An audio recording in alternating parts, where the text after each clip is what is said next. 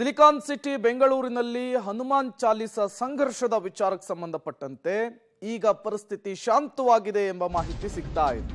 ದೊಡ್ಡ ಮಟ್ಟದ ಹೈಡ್ರಾಮಾ ಆಗಿತ್ತು. ಪೊಲೀಸರು ಮತ್ತು ಪ್ರತಿಭಟನಾಕಾರರ ನಡುವೆ ಸಂಘರ್ಷ ಆಗ್ತಾ ಇತ್ತು. ಈ ಬೆನ್ನಲ್ಲೇ ನಗರಪೇಟೆಯಲ್ಲಿ ಪ್ರತಿಭಟನೆ ಅಂತ್ಯವಾಗಿದೆ. ಹೈಡ್ರಾಮಾ ಅಂತ್ಯ ಆಗಿರುವಂತಹದ್ದು. ಸದ್ಯ ಸಹಜ ಸ್ಥಿತಿಯತ್ತ ಸಾಗ್ತಾ ಇರುವಂತಹದ್ದು ನಗರಪೇಟೆ. ಎಂದಿನಂತೆ ಈಗ ಅಂಗಡಿ ಮುಂಗಟ್ಟುಗಳೆಲ್ಲವೂ ಕೂಡ ಓಪನ್ ಆಗಿರುವಂತಹದ್ದು. ಘಟನೆಯ ಸಂಬಂಧ ಸರ್ಕಾರದ ವಿರುದ್ಧ ಬಿಜೆಪಿಯ ನಾಯಕರುಗಳು ಕಿಡಿಕಾರ್ತಾ ಇದ್ದಾರೆ. ಪಬ್ಲಿಕ್ ಟಿವಿಗೆ ಆರೋಪಿಗಳ ಎಕ್ಸ್ಕ್ಲೂಸಿವ್ ಫೋಟೋ ಕೂಡ ಲಭ್ಯವಾಗಿರುವಂತಹದ್ದು. ಭಕ್ತಿಗೀತೆಯನ್ನ ಹಾಕಿದ್ದಕ್ಕಾಗಿ ಮೊಬೈಲ್ ಅಂಗಡಿಯ ಮಾಲೀಕ ಮುಖೇಶ್ ಮೇಲೆ 4 ಜನ ಅನ್ಯ ಕೋಮಿನ ಯುವಕರು ಮುಗಿಬಿದ್ದಿದ್ರು. ಮಾರಣಾಂತಿಕ ಹಲ್ಲೆಯನ್ನ ನಡೆಸಿದ್ರು. ಇದೇ ಪ್ರಕರಣದ ವಿಚಾರಕ್ಕೆ ಸಂಬಂಧಪಟ್ಟಂತೆ ಈಗ ರಾಜಕೀಯ ಸ್ವರೂಪವನ್ನು ಪಡೆದಿದೆ. ನೀವು ಕೂಡ ಹಲ್ಲೆ ನಡೆಸಿದಂತಹ 4 ಆರೋಪಿಗಳ ಫೋಟೋವನ್ನು ಗಮನಿಸ್ತಾ ಇದ್ದೀರಿ. ಈಗಾಗಲೇ ಪೊಲೀಸರು ತನಿಖೆಯನ್ನು ಕೂಡ ನಡೆಸ್ತಾ ಇರುವಂಥದ್ದು. ಇವತ್ತು ಮಧ್ಯಾಹ್ನದ ಒಳಗೆ ಆರೋಪಿಗಳ ಬಂಧನ ಆಗದೇ ಇದ್ರೆ ದೊಡ್ಡ ಮಟ್ಟದ ಪ್ರತಿಭಟನೆ ಮಾಡಬೇಕಾಗುತ್ತೆ. ನಡುರಸ್ತೆಯಲ್ಲಿಯೇ ಹನುಮಾನ್ ಚಾಲಿಸವನ್ನ ಪಠಣೆ ಮಾಡಬೇಕಾಗುತ್ತೆ. ನಗರಪೇಟೆಯನ್ನು ಬಂದ್ ಮಾಡಬೇಕಾಗುತ್ತೆ ಅಂತೇಳಿ ಬಿಜೆಪಿಯ ನಾಯಕರುಗಳು ಕಾರ್ಯಕರ್ತರು ಎಚ್ಚರಿಕೆಯನ್ನು ಕೊಟ್ಟಿದ್ರು. ಈ ಬೆನ್ನಲ್ಲೇ ಪೊಲೀಸರ ನಡೆಯನ್ನು ಕಟ್ಟಿಸಿ ಇವತ್ತು ಬೃಹತ್ ಪ್ರತಿಭಟನೆಯನ್ನು ಕೂಡ ಮಾಡಲಾಗಿತ್ತು, ಬಂಧನ ಮಾಡಲಾಗಿತ್ತು. ಈ ಸಂದರ್ಭದಲ್ಲಿ ಬಿಜೆಪಿಯ ಕಾರ್ಯಕರ್ತರು, ಹಿಂದೂಪರ ಸಂಘಟನೆಯ ಕಾರ್ಯಕರ್ತರು ಮತ್ತು ಪೊಲೀಸರ ನಡುವೆ ಮಾತಿನ ಚಕಮಕಿ ಕೂಡ ಆಗಿತ್ತು.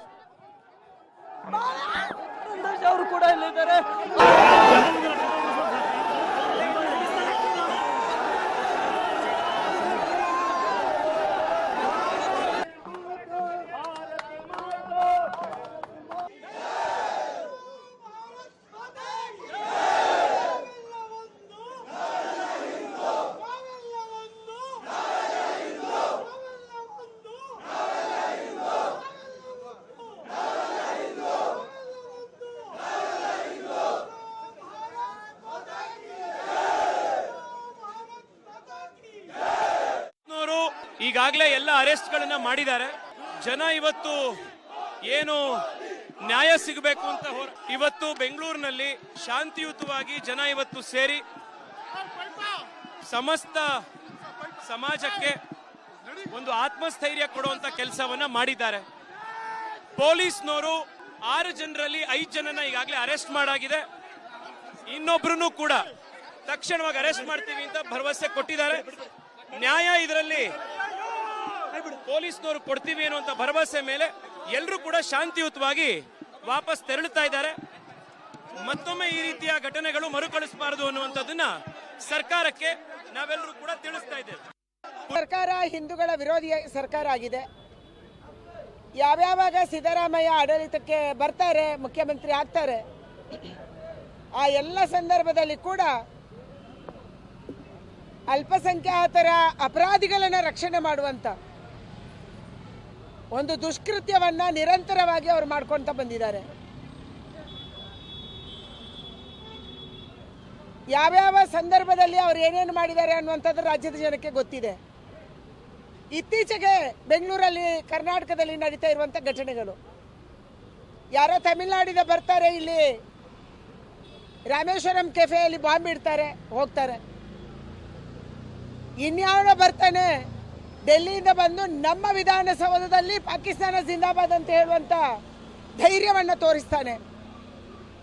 ಇನ್ಯಾರೊಬ್ಬ ಕೇರಳದಿಂದ ಬರ್ತಾನೆ, ನಮ್ಮ ಕಾಲೇಜಿಗೆ ನುಗ್ಗಿ ಕಾಲೇಜು ಸಮವಸ್ತ್ರದಲ್ಲಿ ಹುಡುಗಿಯರಿಗೆ ಆಸಿಡ್ ಹಾಕ್ತಾನೆ. ಇವತ್ತು ಮುಖೇಶ್ ಮಾಡಿದ ತಪ್ಪೇನು? ನಗರಪೇಟೆಯಲ್ಲಿ ಮುಖೇಶ್ ಮಾಡಿದ ತಪ್ಪೇನು? ತನ್ನ ಅಂಗಡಿಯಲ್ಲಿ ತಾನು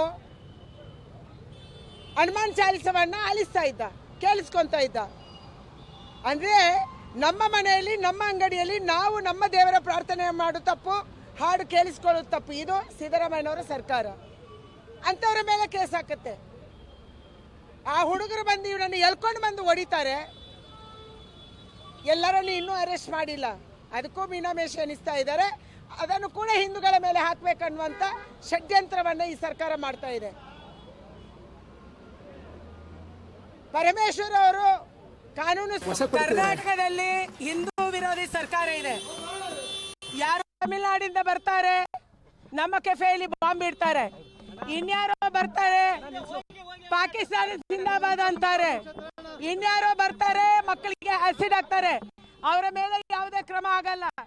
ನಿನ್ನೆ ಇಲ್ಲಿ ಹನುಮಾನ್ ಚಾಲಿಸ ಸಿಡಿ ಹಾಕಿದಂತ ಯುವಕರ ಮೇಲೆ ಇಷ್ಟೊಂದು ಕಾಂಗ್ರೆಸ್ ಸರ್ಕಾರ ಏನ್ ಮಾಡ್ತಾ ಇದೆ? ಕಾನೂನು ಸುವ್ಯವಸ್ಥೆ ಮೇಲೆ ಹಿಡಿತಾ ಇಲ್ಲ. ಅವರು ರಾಜೀನಾಮೆ ಕೊಡಬೇಕು. ಅಲ್ಪಸಂಖ್ಯಾತರನ್ನ ಓಲೈಕೆ ಮಾಡುವುದಕ್ಕಾಗಿ ಇದೆಲ್ಲವನ್ನ ಮಾಡ್ತಾ ಇದ್ದಾರೆ ಕಾಂಗ್ರೆಸ್ ಅವರು. ಕಾಂಗ್ರೆಸ್ ಬಂದಾಗ, ಸಿದ್ದರಾಮಯ್ಯನವರು ಬಂದಾಗ ಹಿಂದೂ ವಿರೋಧಿ ನೀತಿಯನ್ನು ಅನುಸರಿಸ್ತಾ ಇದ್ದಾರೆ. ಅದಕ್ಕೆ ಇದೊಂದು ಉದಾಹರಣೆ. ಹೇಗೆ ಎಳ್ಕೊಂಡು ಬಂದ್ರು ನೋಡಿ ಅವ್ರು ಏನು ಎಷ್ಟು ಹ್ಯೂಮಿಲಿಯೇಟ್ ಮಾಡ್ತಾರೆ, ಹೇಗೆ ಹೇಳ್ಕೊಂಡು ಬರ್ತಾರೆ, ಹೇಗೆ ತಳ್ತಾರೆ ಅನ್ನುವಂಥದ್ದು. ಅದಕ್ಕಾಗಿ ಇವತ್ತು ಕಾಂಗ್ರೆಸ್ ಸರ್ಕಾರ ಅಂದ್ರೆ ಹೀಗಿದೆ ಅನ್ನುವಂಥದ್ದನ್ನ ನಾವು ದೇಶಕ್ಕೆ ಹೇಳುವಂತ ಅಗತ್ಯ ಇದೆ.